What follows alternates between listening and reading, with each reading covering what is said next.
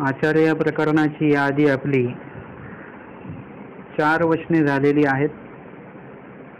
या आधीची वचने आहेत: स्वदेश संबंध त्याज्य, स्वग्राम संबंध त्याज्य, संबंधियाचा संबंध तो विशेषता त्याज्य, संबंधी अधिकारू नाही, संबंधी विकार, विकारी रस, रसे अभिमुख, सेवा निवृत्ती, नावडत नावडत सेवी. हे शेवटील वचन आपलं झालेलं होतं. नावडत नावडत सेवी त्याची आवडोनी ठाके, मग सांडिता ही न संडे. आजच्या सत्रामध्ये आपण 5वं वचन घेणार आहोत. ऐसा विखोबा पुढा जो सेवित सांता आपल्या मोहरा न करी.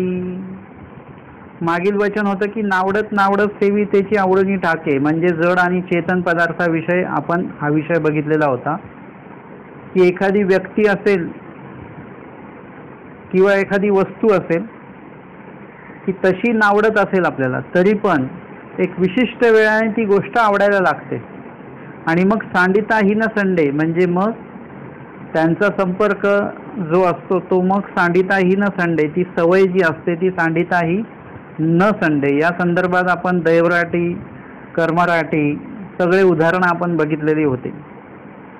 तर असा जो काही जड चेतन पदार्थ, म्हणजे याला विखो असं म्हणतात, म्हणजेच त्याला विषय असं सुद्धा तुम्ही म्हणू शकता.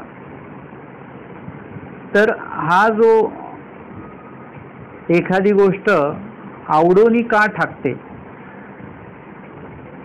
म्हणजे त्याच्यामध्ये त्या वस्तूमध्ये असं काय असतं की त्याच्यामुळे ती वस्तू आपल्याला किंवा ती व्यक्ती म्हणा, ते जड चेतन पदार्थ म्हणा, त्याच्यामध्ये आपण एवढं गुंतल्या का जातो. कधी तुम्ही विचार केलेला आहे की म्हणजे वस्तू आहे, ती आहे तशीच आहे, म्हणजे जशी घेतली तशी ती वस्तू आहे तशी, परंतु त्याच्यामध्ये आपण किती गुंतल्या जातो, किती मन असतं आपलं त्याच्यामध्ये. आपण त्यापासून किती लांब असलं तरी पण आपल्याला ती वस्तू आठवत राहते.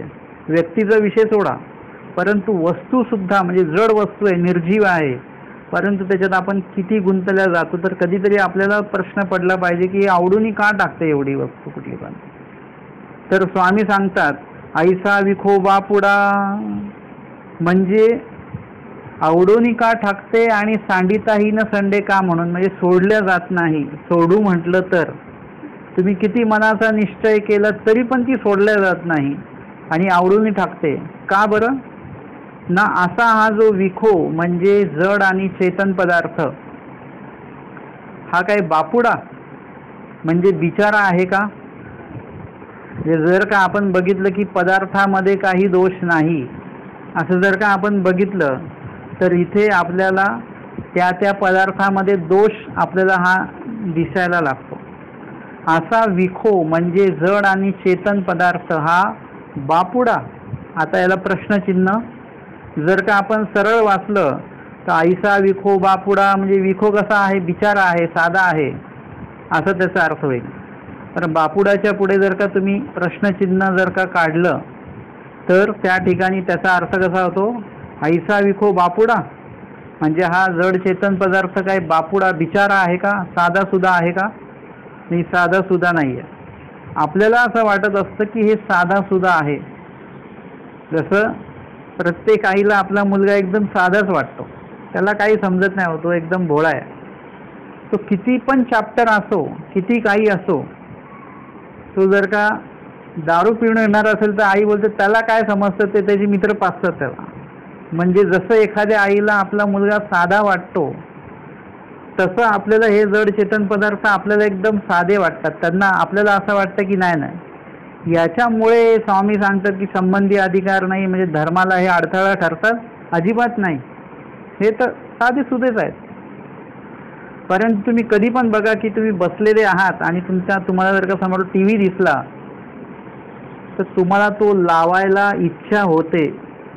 तो टी व्ही तुम्हाला काहीच बोलत नाही, परंतु काय आहे की त्याने तुम्हाला लगेच त्या ठिकाणी उल्लेख त्या व्यक्तीमुळे, त्या वस्तूमुळे झालेला आहे. तुम्ही बसलेले आहात तिथे जर का मोबाईल बाजूला असेल तर असं कधीच होत नाही की आपण हाताची घडी घालून बसलेलो आहे. मोबाईल कोणाचाही असो, लगेच आपण तो हातामध्ये घेतोच. म्हणजे हे पदार्थ असे आहेत की ती जड आहेत, निर्जीव आहेत, परंतु त्याच्यामध्ये असं काही आहे की ज्याच्यामुळे तो जीव, म्हणजे तुम्ही त्या वस्तूंना साधं समजू नका, मूळ सांगण्याचा हेतू हा आहे. आईचा विखो बापुडा म्हणजे हे जड चेतन पदार्थ, चेतन पदार्थही सगळे तसेच आहेत. म्हणजे तुमच्या सख्या मुलापासून तर पूर्ण लांबपर्यंत जे नातं भेटतात, तुम्हाला नातलग भेटतात, ओळखीचे भेटतात, हे सगळे चेतन या पदार्थामध्ये येतात. चैतन्य ज्यांच्यामध्ये आहे. हे कसे आहेत? बापुडे नाही आहेत, बिचारे समजू नका यांना. या सर्व लोकांमुळे तुमच्या धर्मामध्ये किती अडथळा येतो ह्याचा एकदा हिशोब करा. आपल्याला समजा कुठे जायचं असेल तर आपण काय बोलतो, नको नको, मीटर रिक्षा कशाला, आपण शेअर रिक्षा करून जाऊ. कोणी म्हणतं थोडं एक तास आधी निघू, पायी जाऊ, तेवढेच पैसे वाचतील. म्हणजे आपण हिशोब करतोय की नाही सगळा? किती साहित्य आपण घरामध्ये आणतोय, किती साहित्य खर्च होतंय, किती पैसे येतात, किती खर्च होतात, सगळ्याचा हिशोब होतो. तसं कधीतरी चेतन पदार्थांच्या बाबतीमध्ये पण हिशोब करा थोडासा, की त्यांच्यामुळे तुमचं किती नुकसान होतं. तुमच्या सख्या मुलापासून धरायचं, लांबच्या नातलगांपर्यंत. लांबच्या नातलगांपर्यंत का सांगू का तुम्हाला? तुमच्याकडे जर का एखादे साधू जेवायला येणार आहेत, सगळी तयारी झाली आणि ते आता येणार आणि जेवणार, तेवढंच तुम्हाला गावावरून फोन येतो की ते आपल्या ह्याच्यातले कोणीतरी सरले, आपल्या नात्यातले. म्हणजे तुम्हाला काय झालं? सुतक. आता त्यांना विचारलं कोण आहेत ते, म्हणजे तुम्हाला जर का विचारलं कोण आहेत ते सरलेले, मग काय माहिती, आम्ही पण ओळखत नाही, गावावरून फोन आला की सुतक आहे आपल्याला म्हणून. म्हणजे ज्या माणसाला तुम्ही ओळखतही नाही, ज्याचा तुमचा काही संबंध नाही, काही संपर्क नाही, काही व्यवहार नाही, काळा का गोरा तुम्ही बघितला नाही ज्याला, तो मेल्याचं तुम्हाला सुतक कशाला लागतला पाहिजे? सुतक हा प्रकार मला काही कळत नाही. हां, तुमच्या घरात कोणी गेलेले असतील, तुमच्या एकदम काकाचे वगैरे कोणी असतील तर गोष्ट वेगळी. जो कोणी लांबचा आहे, एक तर आम्ही इथे सगळ्यांना ओरडून ओरडून हेच सांगतो, ब्रह्मविद्याशास्त्रज्ञ कुणी कुणाचं नाही आहे. ही आत्ता तुमची मुलगी आहे, आत्ता तुमचा मुलगा आहे, हे मागच्या जन्मात कोणी दुसरे होते, पुढच्या जन्मात दुसरे कोण असणार आहेत, यांचं तुमचं काही नातं नाही आहे. अनुसरण घ्यायचं असेल तर या सगळ्यांना सोडून द्या. तुमचे माता पिता जर का तुम्ही त्यांना मानलेलं आहे, परमेश्वराला, तर तुम्हाला सुतक कधी पडलं पाहिजे माहिती आहे? जेव्हा तुमच्या धर्माचे जर का कोणी गेले तर तुम्हाला सुतक पडलं पाहिजे. तुम्ही जर का त्यांचं हे सोडूनच दिलेलं आहे. आता बघा, एखादी मुलगी असते, ती लग्न करून सासरी जाते. आता तिच्या माहेरचं कोणी गेलं तर तिला सुतक पडतं का? नाही पडत. बघा, म्हणजे हे आपल्या मनाचं आहे ना सगळं. एका गावाला काय झालं की एका गावाला एकाच अण्णामाझे भरपूर मोठा हे होता, पूर्ण समूह होता. मग त्यातल्या एक जरी कोणी गेला तर मग सगळ्यांना सुतक. मग त्यांनी काय केलं की त्याच्यात 2 गट केले. ते म्हणाले हे काय नेहमीच आपल्याला काही मंगल कार्य असं नेमकं सुतक. आता एवढं मोठं खटलं होतं की कोण ना कोण जायचंच, मग ते नेमकं सुतक पडायचं. मग त्यांनी स्वतःने काय केलं, 2 गट केले. या रस्त्याच्या या बाजूला जे ह्या अण्णामाझे राहतात ते एक वेगळा गट, आणि रस्त्याच्या पलीकडे राहतात तो एक वेगळा गट. इकडच्या गटाचं कोणी मेलं तर तिकडच्या गटांना सुतक नाही, तिकडचं कोणी मेलं तर आणि याच्या आधी सगळ्यांना होतं. मग ह्यांनी नियम करून तो वेगळा केला. म्हणजे शेवटी काय झालं, मानसिकच आहेत ना, हे सगळ्या गोष्टी मानण्यावरच आल्या. ते काय त्याचं करेंट थोडी तिथपर्यंत येतो असं काय. माझं सांगण्याचं उद्दिष्ट एवढंच आहे की आपल्याला या ज्यांना कधी आपण बघितलं नाही, लांबचे नातलग मी काय घेतले, कारण की लांबच्या नातलगांमुळे आपल्याला सुतक पडतं. आपल्याकडे भोजनासाठी आलेले जे कोणी आहेत, वासनिक असतील, दैवराटीचे कोणी साधू मंडळी असतील, त्यांच्या ठिकाणी आपल्याला भोजन घडत नाही. म्हणजे तुमचा तो वाया गेला ना तेवढा. कधी कधी तुम्हाला असं आहे की त्यांच्या निमित्ताने तुम्हाला तिकडे जावं लागतं त्यांच्या विधीसाठी, अंत्यविधीसाठी. तुमची आजची पोथी बुडाली, आले की नाही, याला म्हणतात संबंधी अधिकार नाही. आता जर का तुम्हाला धर्माविषयी जर का प्रेम असेल तर तुम्हाला या नातलगांची एक मनामध्ये चीड असणार आहे. म्हणजे चीड म्हणजे काय की त्यांच्याविषयी एक नकारात्मक भाव तुमच्यामध्ये असणार. चीड म्हणजे एकदम ती तशी चीड असं नाही, पण एक नकारात्मक भाव असणार आहे. जसं तुमच्याकडे जर का कोणी पाहुणे आले, तुमच्या आवडीचे पाहुणे, आणि तेवढ्यामध्ये जर का दुसरं कोणी येणार असतील तर आपण सांगतो नको आज येऊ नका, म्हणजे आज आमच्याकडे पाहुणे आहेत. म्हणजे ते रागामध्ये नाही, परंतु तुम्हाला अपेक्षित असतं की ते लोक नको आहेत आपल्याला, हेच लोक पाहिजेत. आणि खूपदा असं होतं की उपदेशी लोक जर का आहेत तर आपल्याला आपले नातलग नकोसे वाटतात. असे खूप लोकांचा अनुभव मी ऐकलेला आहे. ते वाटतं की नको, ते नातलगांमध्ये जाण्यापेक्षा आपले उपदेशी लोक भेटले की खूप छान वाटतं, बरं वाटतं वगैरे. आत्ता तुम्ही जे आमच्याकडे जो गट आहे त्याच्यामध्ये असं असतं की जे नातलगांपेक्षा ते जे उपदेशांमध्येच त्या गोष्टी जास्त शेअर केल्या जातात. म्हणजे आपलं कोण आहे आता, येथीचा तो स्वामी ऐसे काही होईल पोरा जीवाजी येथीचे ते आपुले.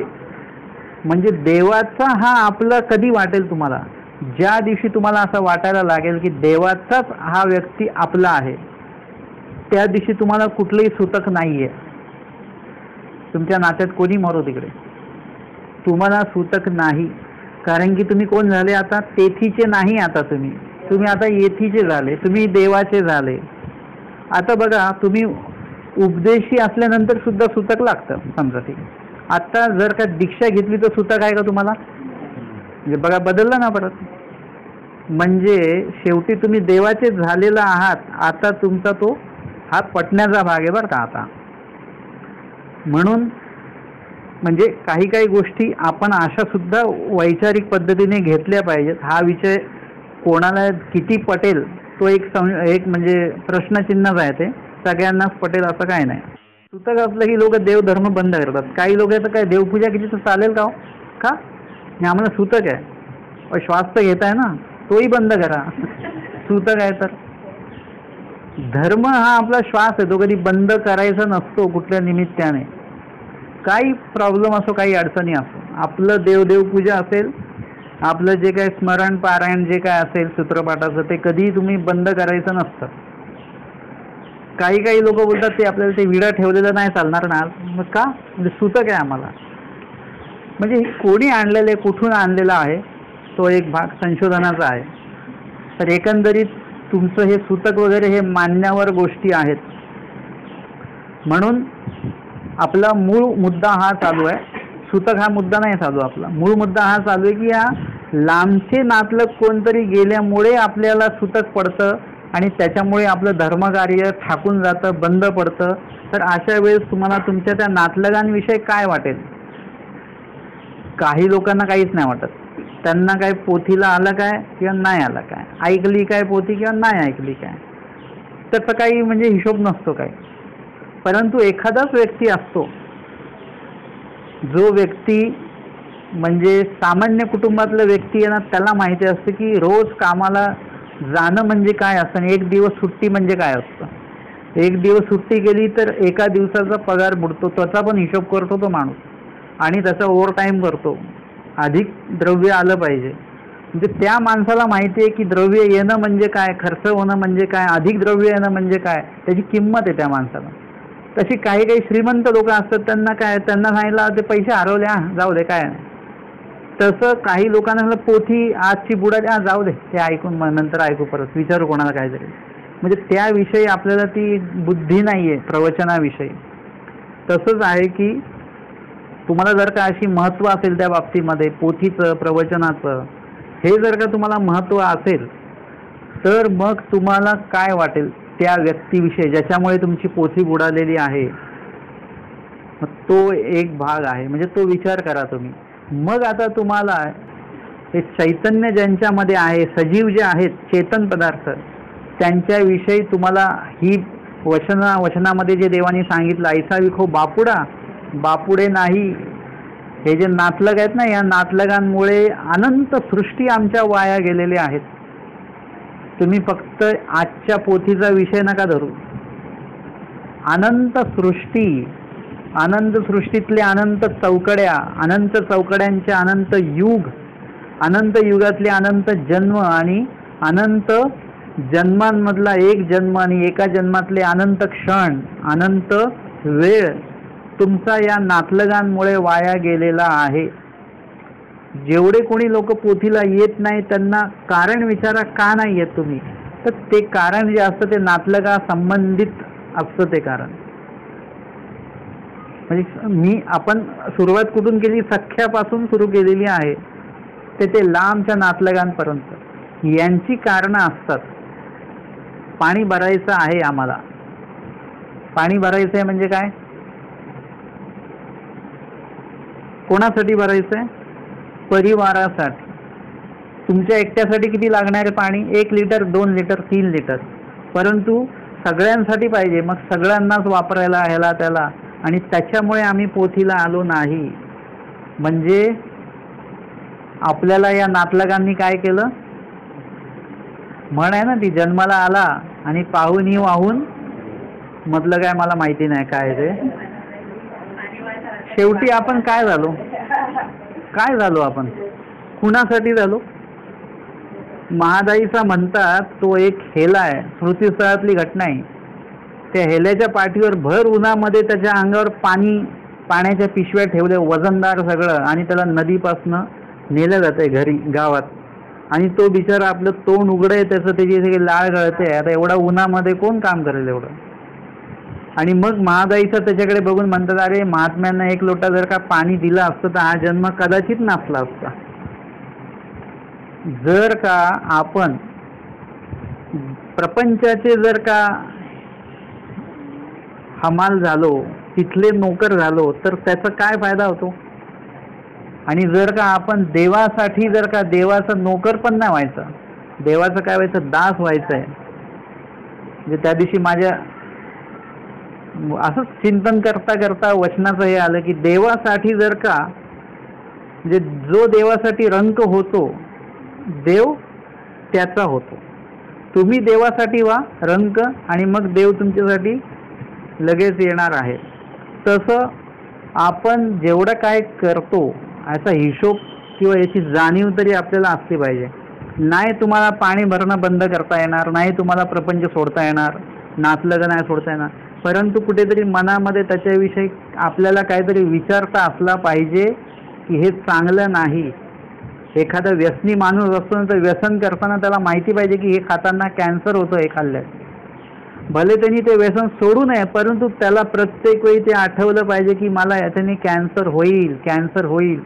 एक वेळ कधीतरी असा येईल की त्या भीतीमुळे का होईना ते सोडेल तो. म्हणजे एखादा दोष पण माहिती पाहिजे, आणि त्याची भीती जी असते, दोषाची भीती म्हणण्यापेक्षा त्याचं वास्तव आपल्याला माहिती असलं पाहिजे, जेणेकरून आपल्याला तो दोष, ते व्यसन आपल्याला सोडायला सोयीस्कर वाटेल. जर का एखाद्या गोष्टीचं, एखाद्या व्यक्तीचं, एखाद्या वस्तूचा दोष तुम्हाला जर का माहिती असेल ना, तर तुम्ही लगेच, म्हणजे ती सोडायला तुम्हाला सोयीस्कर होते, त्याचा त्रास नाही होत. तुम्हाला जर का कोणी सांगितलं की हे तुम्ही जे बाहेरचं खाता याच्यामुळे कॅन्सर होऊ शकतो बरं का, मग तुम्हाला सोडायला आता सोयीस्कर वाटेल. पण तुम्हाला जर म्हटलं की यार खाऊ नका ते घरचं खा, तर कोणी ऐकत नाही. ज्या दिवशी डिक्लेअर होतं की याच्यामुळे कॅन्सर होतं, लगेच लोक पटापट खायचं ते बंद करणार. म्हणजे हे काय आहे? त्याचा तो दोष माहिती झाल्यानंतर ती गोष्ट सोडायला सोयीस्कर होते. व्यक्ती किंवा वस्तूतला दोष कळला की ती खूप सोपी होते सोडण्यासाठी. आणि म्हणून तुम्ही तुमच्या गुणाच्या माध्यमातून विचार नका करू. प्रत्येक व्यक्तीच्या संदर्भातलं बोलतोय मी. मग तुम्ही म्हणता नाही नाही ते आपले नातलग आहेत, ते मग हे कामी येतील, मग ते कामी येतील. हे गुणदायक आपण त्यांच्यावर अवलंबून असल्यामुळे त्यांना आपण कधी सोडत नाही. तुम्ही दोषदायक दृष्टीने बघा. तुम्ही हिशोब करा कधीतरी की आजच्या पोथीचं तुम्हाला दुःख जर का वाटत असेल, तर इथून मागच्या सगळ्या पोथ्या असतील, प्रवचनं असतील, धार्मिक कार्यक्रम असतील, कार्य असतील, विधी असतील तुमचे वैयक्तिक ईश्वर विहित, हे जर का त्यांच्यामध्ये जर का सुटलेले असतील तर तुम्हाला सगळं आठवणार, सगळं माहिती पडेल. जसं आपला एक वेळ होता की आपल्या बालपणातच आपला वेळ गेला, आपलं बालपण सांभाळण्यात. मग आपण मोठे झालो, मग आपल्या घरात कोणी छोटे आहेत मग त्यांना सांभाळण्यात, मग लग्न झाल्यानंतर मुलं, त्यांना सांभाळण्यात वेळ गेला. आता त्या मुलांना मुलं झाली म्हणजे नातू, आता त्यांना सांभाळण्यात वेळ जातो. म्हणजे आपल्याला हे सगळं एकमेकाला सांभाळण्यामध्येच आपला वेळ चालला. बरं, ह्याचा फायदा तुम्हाला काय मिळतोय? फायदा तो मिळतो जो स्मृतीस्थळात तुम्हाला बघायला मिळाला. तो कोण झाला? हेला झाला तो. कारण की प्रपंचाचं सगळं ओझं व्हायला आत्तापर्यंत. म्हणून आपण सगळा विचार केला पाहिजे की कुठेतरी एक जाण्याचा, बाहेर पडण्याचा रस्ता आपल्याला माहिती असला पाहिजे. घर किती चांगलं बनवा, काही करा, त्याच्यामध्ये बाहेर निघण्याचा एक रस्ता असतो. तर तो बाहेर निघण्याचा रस्ता ब्रह्मविद्या तुम्हाला सांगणार आहे. तर तो आधी शोधून ठेवा. कधी काळी जसं ते बसमध्ये आपण बसतो ना, एमर्जन्सी डोअर, एमर्जन्सी रस्ता असतो. कधी काय झालं, अपघात वगैरे, लगेच त्या दरवाज्यातनं तुम्ही बाहेर पडू शकता. तसं तो एक रस्ता तुम्हाला माहिती असू द्या की कधी काळी जर का तुम्हाला असं वाटलं की त्या रस्त्याने पटकन आपल्याला मोकळं होता येईल, बाहेर पडता येईल तुम्हाला. आणि म्हणून आता तुम्हाला जर का हे सगळं तुम्हाला धर्माचं जेव्हा महत्त्व माहिती असेल तेव्हा तुम्हाला हे बापुडे वाटणार नाहीत. आता जड पदार्थ घेऊया. जड पदार्थांच्या बाबतीमध्ये पण आपण बघितलं की कितीतरी अशा जड पदार्थ, अशा वस्तू आहेत की ज्याच्यामध्ये आपलं मन अडकलेलं आहे. आता अनुसरण तर घ्यायचं होतं, पण आत्ताच गाडी घेतली, मग आता 1 वर्ष तरी गाडी चालू, नंतर घेऊ अनुसरण. म्हणजे त्या गाडीने काय केलं? तुमचं अनुसरण अडकवून ठेवलं, तुमचं धर्म अडकवून ठेवलेला आहे. म्हणजे त्याच्यामुळे काय आहे की अनेक अशा जड वस्तू तर एवढ्या आहेत ज्याच्यात जीव नाही आहे, परंतु त्यामध्ये आपण एवढं अडकलेलो आहोत की त्याच्यामुळे आपल्याला धर्मा संदर्भामध्ये जी आपली जागृती असली पाहिजे ती आपली कुठेतरी थांबलेली आहे. आणि म्हणून जड पदार्थ असो नाही तर चेतन पदार्थ असो, हे बापुडे नाही आहेत. स्वामी सांगतात ऐसा विखो, आणि तो पण बापुडा वगैरे समजू नका. तो सेवित सांता आपल्या मोहरा न करी. तो सेवित सांता म्हणजे आवडीपूर्वक जर का पुन्हा पुन्हा जर का तुम्ही सेवन केला, यांच्यामध्ये जेवढा वेळ तुम्ही गुंतून राहणार त्या वस्तू आणि त्या व्यक्तींमध्ये, सेवित सांता म्हणजे आवडीपूर्वक सेवन तुम्ही जर का करताय आणि तुम्ही म्हटले नाही नावडीपूर्वक करतो आम्ही, तर मग नावडत सेवितेची आवडून ठाके. नावडत सेवन केलं तरी ते आवडूनच ठाकणार आहे तुम्हाला. जड पदार्थ तुम्हाला धर्मापासून लांब नेत असतो. म्हणजे असे अनेक जड पदार्थ आहेत की ज्याच्यामुळे काय होणार आहे की आपण आपल्या धर्मापासून लांब राहू शकतो, राहणार. लोक समजा, म्हणजे जड पदार्थाचं नेहमीच उदाहरण देतो. आपण प्रवचनाला बसलेलो आहे मंदिरामध्ये, 150-200 लोक आलेले आहेत. प्रवाचकाकडे आपलं लक्ष आहे, म्हणजे डोळे आहेत फक्त, लक्ष आपलं आपल्या चपलेकडे. आपल्याला टेन्शन आहे की कोणी चप्पल घालून तर नाही जाणार आपली. म्हणजे ते काय आहे? जड पदार्थ आहे. आता म्हणजे आपण त्याच्यामध्ये अडकलेलो आहोत. आता जेव्हा केव्हा आपण बाहेर पडू, प्रवचन समजा, आधी आपण बघणार आपली चप्पल आहे का. म्हणजे हे आहे जड पदार्थांमधलं आपलं जे आसक्ती आहे. अशा अनेक, हे तर साध्या चपलेचं उदाहरण आहे, पायातल्या चपलेचं. मग अलंकार असतील आणि कपडे असतील आणि मग सोनं नाणं, हे पैसा अडका, हे तर किती, तर मोठी मोठी यादी आहे. आपण खालून वर चाललोय, म्हणजे एकदम तळपाय पासून आपण आता सुरू आहे. म्हणजे तळपायाच्या वस्तूबद्दल आपल्याला एवढी ममता आहे. तर बाकीच्या अलंकारादी वगैरे गोष्टींमध्ये तर आपण कितीतरी प्रमाणामध्ये गुंतलेलो आहोत. म्हणून हे बापुडे नाही आहेत. हे सगळ्यांनी काय केलेलं आहे, तुम्हाला चांगल्या प्रकारे काय केलेलं आहे, चक्रव्यूहामध्ये अडकवलेलं आहे. आपण तर अभिमन्यूलाच चुकीचं मानतो की अभिमन्यूचं ते कथा आपण सांगतो, ऐकतो की बाबा त्याला चक्रव्यूहात जायचं माहिती होतं, परंतु यायचं माहिती नव्हतं. त्याला जायचं माहिती होतं आणि तो कधी गेला हे त्याला माहिती आहे, परंतु आपण कधी अडकलो या चक्रव्यूहात, कधी आलं का कोणी आणून टाकलं, हे आपल्याला तुम्ही आठवून दाखवा, मला सांगा या चक्रव्यूहात तुम्ही कधी अडकले, कधीपासनं. सांगू शकत नाही. कधी तुम्ही एकदम अचानक तुम्ही डोळे उघडले आणि आपल्या पुढे चक्रव्यूह सगळं. हे जड आणि चेतन सगळं असं चक्रव्यूह आहे. एखाद्या वेळेस ते अभिमन्यूचे ते नातलग होते तर त्यांना दया तरी आली असती कदाचित, आणि त्यांनी त्याला सोडून तरी दिलं असतं.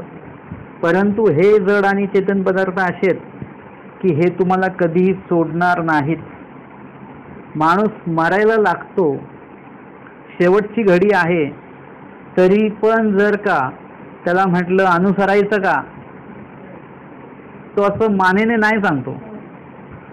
नाही अनुसरायचं म्हणजे किती परमेश्वराच्या अनुसरणाविषयी किती कट्टर आहे.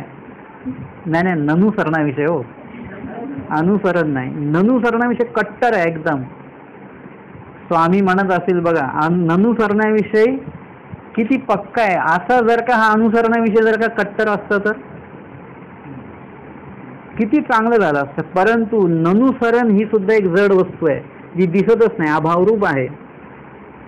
आपण त्याच्यामध्ये सुद्धा अडकलेलो आहे, ननुसरणामध्ये आपण अडकलेलो आहे. हा विषय पहिल्यांदाच. अनुसरणात आपण अडकलो पाहिजे, परंतु आपण काय केलेलं, एक ननुसरण्याचं सुद्धा एक चक्रव्यूह आहे.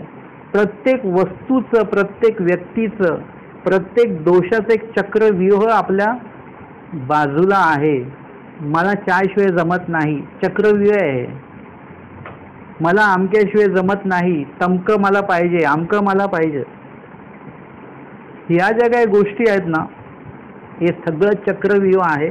आणि याच्यातनं बाहेर पडायचा रस्ता हा तुम्हाला आम्हाला माहिती असून देखील अभिमन्यूला तर माहितीच नव्हता. म्हणून ठीक आहे, त्याला माहितीच नव्हतं म्हणून तो नाही पडू शकला. परंतु आपण त्याला हसण्यात काही अर्थ नाही. आपल्याला जर रस्ता माहिती आहे, चक्रव्यूहातनं बाहेर पडायचा रस्ता माहिती आहे. काय आहे? चक्रव्यूहातनं बाहेर पडायचा रस्ता आहे श्री चक्रधर. चक्रव्यूह सोडायचा आणि चक्रधर जे आहे ते स्वीकारायचं आहे. हा रस्ता आहे त्याचा. परंतु आपण अजिबातच कुठल्या गोष्टी ज्या आहेत, ज्या आपल्याला बाहेर काढणाऱ्या आहेत, त्या बाहेर काढणाऱ्या त्या साधनाविषयी, उपायाविषयी आपण कधीच तेवढं गंभीर नाही राहिलो. आणि म्हणून स्वामी सांगतात की जो सेवित साता आपल्या मोहरा न करी, म्हणजे सेवित सांता म्हणजे आवडीपूर्वक पुन्हा पुन्हा जर का सेवन केलं तर तो स्वतःकडे मोहरत नाही का. मोहरणे म्हणजे आकर्षित करणे. म्हणजे हे वचन कसं आहे, मोहरा न करी प्रश्नचिन्ह, करत नाही का, ना करतो. पुन्हा पुन्हा जर का नुसतं बघितलं जरी, नुसतं आठवलं जरी, हे सगळे विषय येणार आहेत पुढे, तरी काय होणार, आपल्या मोहरा न करी म्हणजे आपल्याकडे आकर्षित केल्या जातो. जसं तुम्ही बसलेले आहात घरामध्ये आणि लीळाचरित्र वाचताय.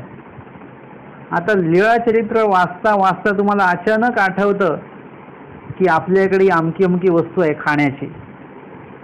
मग तुम्ही काय म्हणता, आता 2 लीळा वाचल्या ना, एवढ्या 2 लीळा वाचल्या, आता थोडं ब्रेक घेऊया आपण.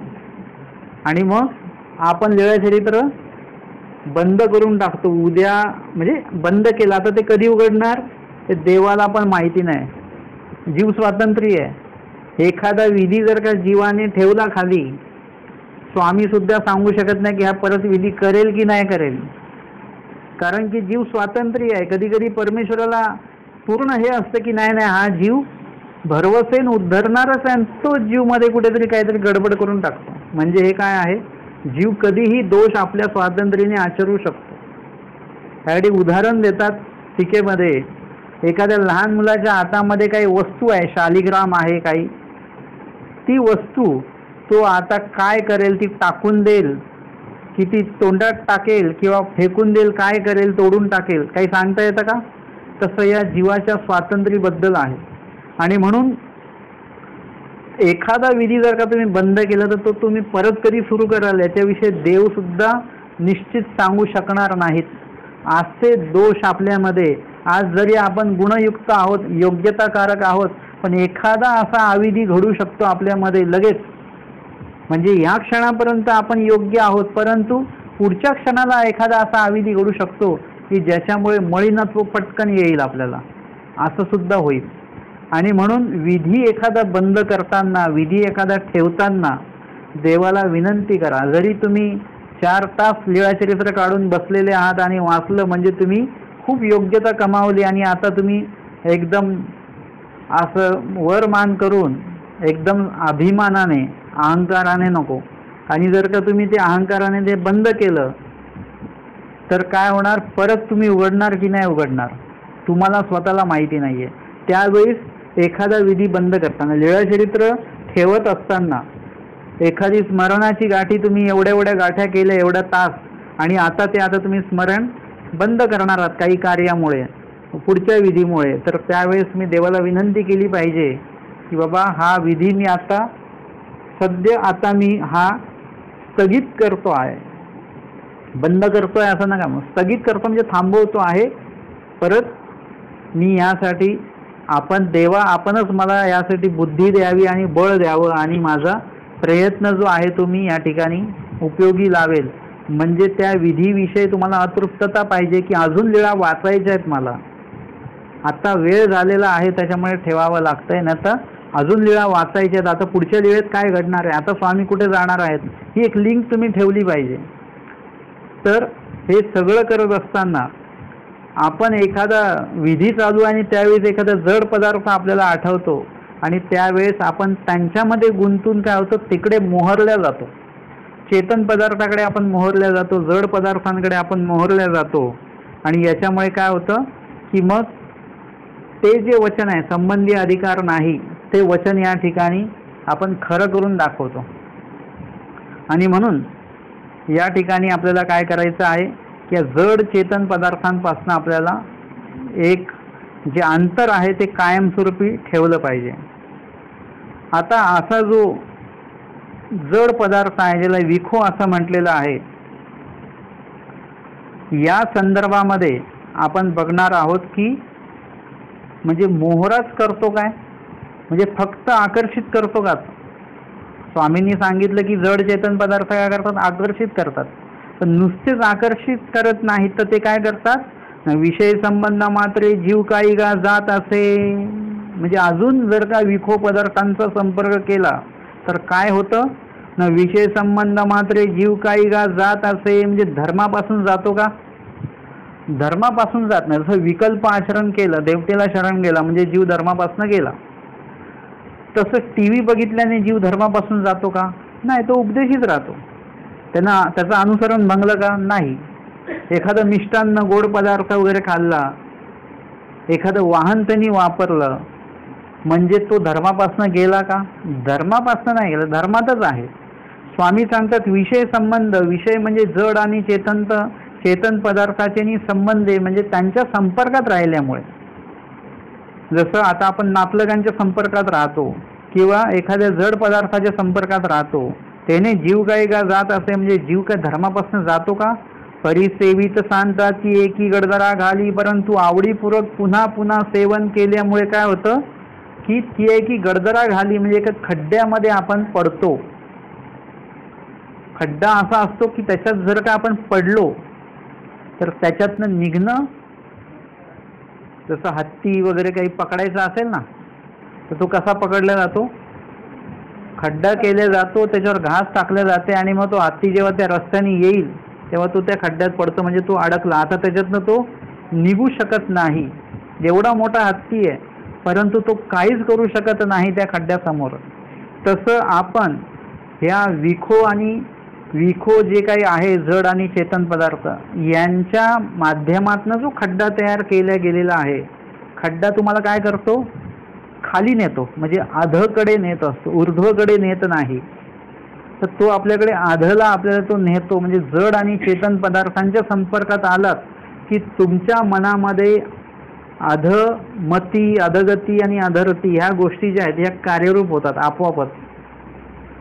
बघा, कुणाकडे जर का द्रव्य आलं तर त्याला काहीतरी भलं करावं असं कधीच नाही वाटत की 10 लोकांना आपण जेवू घालूया, असं नाही वाटत. आजच्या घडीची गोष्ट, द्रव्य आलं की त्याला असं वाटतं की 10 लोकांना आता आपण मद्य देऊया, काहीतरी त्याचे काय व्यसन असतं ते व्यसन त्यांना आपण पुरवूया, की आता आमच्याकडे हा सण, आपल्याकडे पैसे आले, द्रव्य आलेले आहेत, चला अमक्या ठिकाणी, आणि मग तिथे मद्यगृहामध्ये ते द्रव्य उपयोगी जातं. म्हणजे एखादी गोष्ट तुमच्याकडे आलेली आहे तर त्याचं अधमती, अधगती आणि अधरती याच ज्या अध गोष्टींच्या माध्यमातून त्याची वाटचाल सुरू होत असते. आणि म्हणून हा एक खड्डा आपोआपच तयार होतो आणि आपण तिकडे खाली जातच राहतो. वर तुम्हाला काय करावं लागेल, स्वतःला जावं लागेल, कष्ट पडतील, जाणीव होईल की आपण चाललोय. परंतु जेव्हा तुम्ही खाली येताना तेव्हा तुम्हाला कळत पण नाही की तुम्ही खाली येत आहे. फक्त एवढंच आठवतं की माझा पाय सरकला, बस. आम्ही वरून येत होतो आणि एका पॉइंटला माझा पाय सटकला तिकडून, बस एवढंच मला आठवत आहे. आणि जेव्हा मग कधी आठवतं परत, फार घरगळून पडून बिडून झाल्यानंतर मग आपण डोळे उघडतो की मी इथे आहो, मगाशी तिथे होतो. मधला जो प्रवास आहे ना तो तुम्हाला कळत नाही. म्हणजे आपण जेव्हा खाली येतो, खड्ड्यामध्ये येतो आपण, त्यावेळेसचा प्रवास हा अशा प्रकारचा असतो आणि तो कधी आपल्याला कळत नाही. म्हणून अधमती अधगती अधरती असा एक हे आहे, खोल भाग आहे की ज्याच्यातनं तुम्ही कधी बाहेर पडू शकत नाही, येऊ शकत नाही. फक्त एके परमेश्वरे विन, एका परमेश्वराशिवाय तुम्ही वर येऊ शकत नाही. का बरं? त्याला वचन प्रमाण पाहिजे ना काहीतरी. आपण खड्ड्यात आहोत, खोलात आहोत आणि आता स्वामीच आपल्याला वर घेऊ शकतात. याचं काही वचन प्रमाण आहे तुमच्याकडे? साधे हो जीव ऐसे अधोमुख असती आणि परमेश्वर ऐसे वर पडून पाहत असती. एखादा ऐसी वरोती वास पाहिल.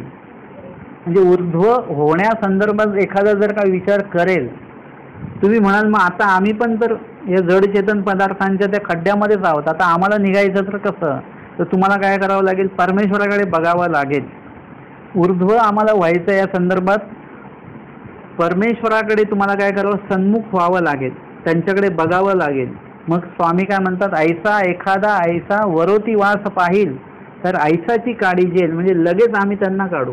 जसं आमच्या साधेंना स्वामींनी गंगे बुडता खाली चालले होते, स्वामींनी लगेच वर घेतलं. का? देवाचं नाव घेतलं त्या ठिकाणी, स्वामींकडे सन्मुख झाल्या त्याकडे त्यांनी काय केलेलं आहे की आकर्षित झाले. तुम्ही कशाला आकर्षित होता तिकडे जाणार आहात तुम्ही. एक सोपी गोष्ट आहे. जड चेतन पदार्थाकडे आकर्षित झालं तर त्या जड चेतन पदार्थच तुम्हाला तिकडे ते भेटतील. तुम्ही जर का ईश्वराकडे आकर्षित झालात तर तुम्हाला मग ईश्वर भेटतील, परमेश्वर भेटतील. आणि म्हणून इथे सांगितलेलं आहे की सेवित सांतात ये की गडगडा घाली जे तर काही से नाही उसंत नाही. म्हणजे त्या विभागामध्ये जर का तुम्ही अडकलात, जड आणि चेतन विखो याच्यामध्ये जर का तुम्ही अडकलात तर ते तर काहीसे नाही उसंत नाही. म्हणजे त्याच्यातनं बाहेर येण्यासाठी मग तुम्हाला दुसरा कुठला रस्ता असा नाही आहे की जो तुम्हाला मिळेल. तुम्हाला नाही मिळणार. तुम्हाला त्यासाठी काय करावं लागेल, परमेश्वराचा आधार घ्यावा लागेल. परमेश्वराचं जे काय ब्रह्मविद्या ज्ञान आहे, जे साधन आहे, त्याचाच आधार तुम्हाला घ्यावा लागेल. आता अजून या विषय सेवनेमुळे काय होतं बरं ना, स्वामी सांगतात, पुरुष जेतुली विषय सेवा करी ते तुला धर्मी निबळू जाय. आता मागे सांगितलं की धर्मापासनं तसा जाणार नाहीये, परंतु जेवढं तुम्ही अधर्म, जेवढं तुम्ही जड चेतन पदार्थांचा सहभाग तुम्ही तुमच्यामध्ये किती वाढवताय, तो वाढत गेला की तेवढी धर्माची जागा जी आहे ती कमी होत जाते. जसं आता आपण एखादा हा रूम आहे, त्याच्यामध्ये पूर्ण हवा आहे. जसं एक व्यक्ती आतमध्ये येते तसं हवेचा जो भाग आहे तो कमी होत जातो. तेवढी जागा एका व्यक्तीने व्यापल्या जाते, तेवढा हवेचा भाग कमी होऊन जातो, हवा तेवढी घराच्या बाहेर. तसं तुमचं पूर्ण अंतःकरणामध्ये जर का तुमचं धर्म आहे आणि जसं त्याच्यामध्ये एखाद्या जड पदार्थाविषयीची ममता, मग चेतन पदार्थाविषयीची ममता, असं जसं वाढत जाईल त्याचा क्षेत्रफळ, तसं त्याच्यामध्ये असलेली जी काही धर्मता आहे तो जो धर्म आहे तो काय होणार आहे. स्वामी सांगतात, जेतुली विषय सेवा करेन. जेतुला म्हणजे मानसिक, वाचिक आणि शारीरिक सगळंच. आपण मानसिके ममता वगैरे गुंतवणूक करतो. त्यानंतर वाचिके सुद्धा, वाचिके म्हणजे कसं, मानसिके चला मनामध्ये आहे आपल्याला नाटलगांविषयी वगैरे, पण वाचेमध्ये तर आपले नाम आहे ना. परंतु हळूहळू काय होतं माहिती आहे का, की वाचिकेमध्ये सुद्धा त्या गोष्टी यायला लागतात. की एखादं स्मरण चालू आहे आणि जर का दोन बाया आपल्या मुलांबद्दल बोलतायत काही, तर इथे जी व्यक्ती बसलेली गाठी करत त्यांना असं मळमळ होते, अक्षरशः त्यांना असं वाटतं की कधी मी पण ह्यांना माझ्या मुलाबद्दल सांगेन. आणि मग ते गाठी पटापट पटापट पटापट संपवतात आणि मग ते ठेवून देतात आणि मग त्यांच्यामध्ये लगेच सहभागी होतात. म्हणजे हे काय आहे,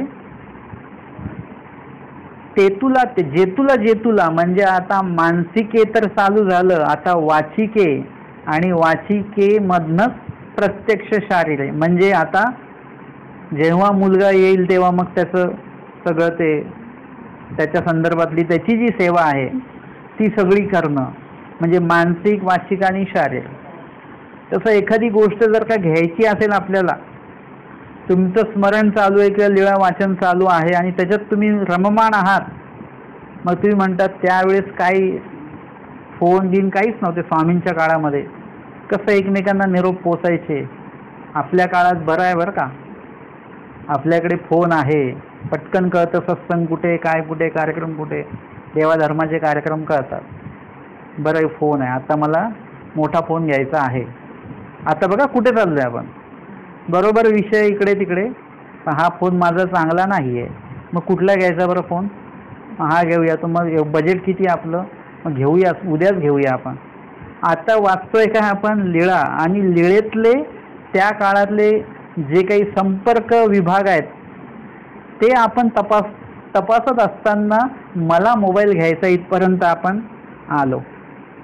म्हणजे काय होतं की सेवित सांगता आवडीपूर्वक जर का तुम्ही जेतुल जेतुल विषय सेवा करता, म्हणजे तुम्ही जर का तेवढ्यापर्यंतच मर्यादित राहिलात की स्वामींच्या काळामध्ये एक कम्युनिकेशनचं, एक संपर्काचं काय साधन होतं तर माणसंच माणसं होते. म्हणजे माणसानेच जाऊन तो निरोप द्यायचा तिकडे वगैरे, असंच ते साधन होतं. बघा म्हणजे त्या काळामध्ये कसं ते करत असतील, एवढ्यावरच मर्यादित राहा. तुम्ही जर का इकडच्या आत्ताच्या काळामध्ये जर का प्रवेश केला तुमच्या विचारांनी, तर लक्षात घ्या परत तुम्ही लीळाचरित्रात जाणार नाही, अजिबात जाणार नाही.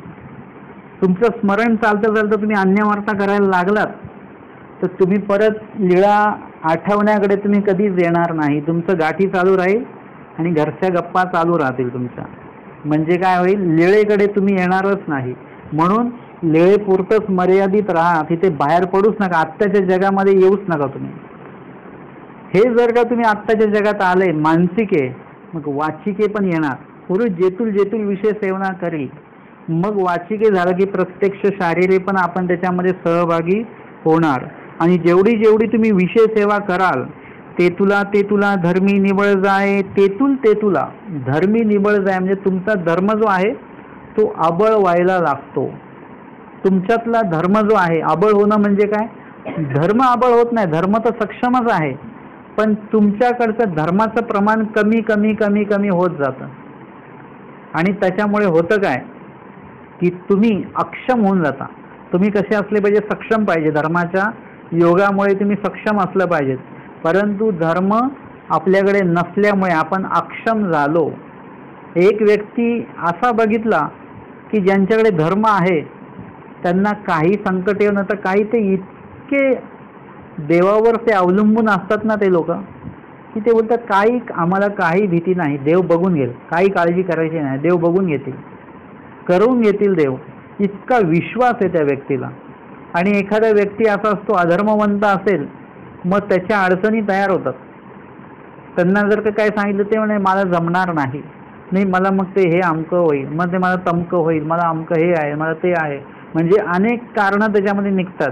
जर का तुम्ही धर्माविषयी सक्षम असाल तर तुम्हाला कुठल्याही कारणांचं किंवा कुठल्याही प्रकारचं जे काही काळजीयुक्त भाग जो आहे तो तुमच्यामध्ये नसणार आहे. आमच्या आऊसा म्हणतात भटोबासांना, अरे द्या कवडे द्या दुधासाठी, चक्र स्वामीजीने प्रसादे तुझंही असे आणि मजही असे. आता अर्थातच तसंही योग्य नाही आहे, स्वामी त्यांनाही शिक्षा पण करतात. म्हणजे आहे म्हणजे असं नाही की बाबा ते किंवा परमेश्वर सहाय्य करणार आहेत म्हणून तुम्ही काही पण करत बसाल का. तर आता भांडूयात काय, परमेश्वर सहाय्य करतीलच आपल्याला, तसं नाही आहे. सगळीकडेच परमेश्वर सहाय्य करणार नाही तुम्हाला. एखाद्या ठिकाणी तुम्हाला सहाय्य होणार पण नाही, किंवा एखाद्या ठिकाणी तुम्हाला विना सहाय्य ती गोष्ट करायची आहे, हे पण लक्षात ठेवा. परंतु ज्यांच्याकडे धर्म आहे ना, ती धर्मवान व्यक्ती धर्मवान क्रिया करताना कधी डगमगत नाही. किंतु परंतु हा विषय त्याच्यातनं कधी निघत नाही. परंतु ज्यांच्याकडे धर्माचा भाग कमी आहे ना, ती व्यक्ती धर्म करत असताना त्याला अनेक ज्या काही गोष्टी आहेत त्याला अडचणीरूप त्या ठिकाणी होतात. आणि म्हणून आपण काय केलं पाहिजे की जेतुल विषय सेवा करी तेतुला धर्मी निबळ जाणे. आपण काय केलं पाहिजे, आपण जेतुला ईश्वर सेवा करी तेतुला धर्मी सबळ होणार आहोत. आपण या वचनाचा सकारात्मक जो काही भाग आहे तो आपण बघितला. आमच्या स्वामींनी नकारात्मक भाग दाखवलेला आहे जड चेतन पदार्थांविषयी. जेवढं त्याच्यामध्ये तुम्ही राहाल, जेवढं प्रपंची जडणार आहात तेवढं ईश्वरी उजडणार आहात. आणि जो ईश्वरी जडे तेवढं प्रपंची उजडे. म्हणजे प्रपंचापासनं जडचेतन पदार्थापासून तुम्ही लांब राहणार आहात. आणि म्हणून आपण काय केलं पाहिजे, सक्षमपणे आपल्यामध्ये सगळ्यात आधी धर्मयुक्त विधी करण्याच्या पण आधी धर्मयुक्त विधी करण्याच्या म्हणजे आधी तुम्ही ते करण्याच्या याच्यामध्ये पडू नका, धडपडीत राहू नका. आधी तुम्ही काय करा, ज्ञान काढा. एखादा विधी करायचा का तुम्हाला, तर त्याच्याविषयी ज्ञान काढा. प्रत्येक विधीचं ज्ञान काढा. स्मरण कसं केलं पाहिजे, ज्यांनी उपदेश घेतलेले आहेत, किती वर्ष झालेत, काय वर्ष झालेले आहेत, पण त्यांची स्मरणाची बैठक नसेल तर अशा व्यक्तींनी काय करा, लगेच आपल्या श्री गुरुजींना संपर्क करून त्यांना भेटून प्रत्यक्ष, फोनवर नाही, प्रत्यक्ष भेटून त्यांच्याकडनं नामस्मरणाचा विधी जाणून घ्या. कसं केलं पाहिजे, संकट आलं, काय आलं तर काय केलं पाहिजे, का केलं पाहिजे. कुणीतरी त्या दिवशी हे करत होतं की बाबा आमकं काय आहे का स्तोत्र. मी त्यांना म्हटलं नामाचे 10 आहे, चालतील का. बघा, म्हणजे त्यांना कुठलं तरी दुसरं स्तोत्र पाहिजे होतं दुःख हरणासाठी. आता बघा, आमच्या देवानी स्वतः सांगितलेले नामाचे 10 आहे, परंतु आम्हाला ती परमिशन घ्यावी लागते की नामाचे 10 आहे चालतील का. आमच्याकडे हेच आहे. जी समोरची व्यक्ती एखाद्या काय म्हणेल, म्हणजे तसं काही झालं नाही, पण ती म्हणेल नाही नामाचे 10 आहे नको, आम्हाला तेच पाहिजे, पारायणाचंच पाहिजे आम्हाला. म्हणजे महत्त्वाचं काय आहे हे अजून आपल्याला जर का माहिती नसेल तर ते माहिती करून घ्या. कारण की आपल्याला जर का धर्मयुक्त काही गोष्टी माहिती नसतील, आम्ही उपदेश घेतलं पण आम्हाला माहिती नाही, म्हणजे तुमच्यातला धर्म अबळ आहे, सबळ नाही आहे, तर तो तुम्ही सबळ स्वतःच करायचा आहे. कोणी येणार नाही, कोणी सांगायला येणार नाही, कोणी शिकवायला येणार नाही, काय नाही. ती वाट बघत बसू नका. आज आमच्या पंथातले अनेक उपदेशी मंडळी वाट बघतायत अजून की कोणीतरी बाबा येतील, मग आम्हाला भोग देतील, मग आम्ही वाचू. परंतु तोपर्यंत आपण वाचलो तर पाहिजे. आता वय होत गेलं, कधी जाऊ काही सांगता येत नाही. वाचू की न वाचू मृत्यूतनं ते माहिती नाही आपल्याला. मग ते येतील कधी, ते देतील कधी, आणि तुम्ही नुसतं वाचणार कधी, मग त्याचा अर्थ कधी, त्याचा अनुभव कधी, त्याचं आचरण कधी. किती काळ गेला वाया. आणि एवढा वेळ स्वतःचा वाया घालवणं, स्वतःचा वेळ वाया घालवण्याचा तुम्हाला काही अधिकार नाही आहे. दुसऱ्याचा तर वेळ वाया घालवायचाच नाही आहे तुम्हाला, परंतु तुम्हाला स्वतःचा सुद्धा वेळ वाया घालवण्याचा अधिकार नाही आहे. मानव पंथाच्या व्यक्तीला तुम्हाला प्रत्येक वेळ काय करावं लागेल, उपयोगी न्यावा लागेल. आणि म्हणून स्मरणाची बैठक काय आहे ही प्रत्येक मानव उपदेशी वाचनिकांना माहीत असली पाहिजे. कोणी सांगणारं नसेल ते विचारून घ्या, त्यांच्याकडनं माहिती करून घ्या, ती बैठक करून घ्या, त्याचा अनुभव करा, धर्म सबळ करा स्वतःतला. तुम्हाला लीळाचरित्र वाचणं माहिती नाही आहे. आपले मराठी लोक बोलतात आम्हाला ती जुनी भाषा कळत नाही, पण मराठीच भाषा आहे ती. आता बघा, मराठी लोक मराठी पिक्चर बघत नाहीत का, बघतात की नाही. विषय वेगळा घेतो थोडासा मी. आता ते जे त्या सिनेमातली जी भाषा असते ती प्रत्येकाच्या गावचीच भाषा असते का, नाही. त्या गावासंदर्भातली भाषा असते. कोणी मुंबईचे लोक पण एखादे गावाकडच्या भाषेतला पिक्चर बघतातच की नाही. तेव्हा बोलतात का आपण की नाही ना ती भाषा आम्हाला कळणार नाही, मराठीच आहे ना शेवटी, काय ना काय तर कळणारच आहे. लीळाचरित्र सुद्धा असंच आहे, मराठीच आहे. तर ते सुद्धा तुम्ही वाचनाची बैठक तुम्ही तुमची तयार करा. लीळाचरित्र वाचायला शिका. वाचलेलं त्याचा अर्थ जो आहे तो समजायला तुम्ही शिका.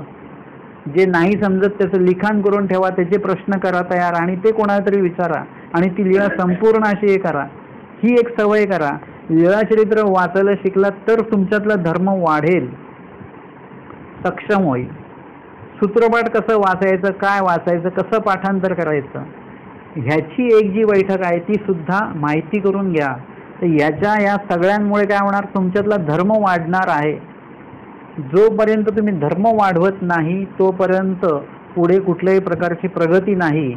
आणि धर्म नाही वाढला तर काय होईल, विषय सेवना घडत राहील आणि धर्म आपला अबळ होत एका विशिष्ट याच्यामध्ये आपण काय सांगणार आहोत की आमच्या ज्याने काही धर्म होत नाही, आमच्या ज्याने गाठी होत नाही, आमच्या ज्याने विशेष होत नाहीत आणि म्हणून आपण काय होणार आहोत, पूर्णपणे धर्माचा त्याग करून मोकळे होणार आहोत.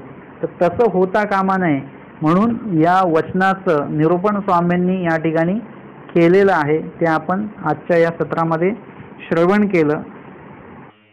आजच्या सत्रात 5, 6 आणि 7 अशा आचाराची जी वचनं आहेत त्यावर आपण अध्ययन आणि चिंतन केलेलं आहे. दंडवत हो.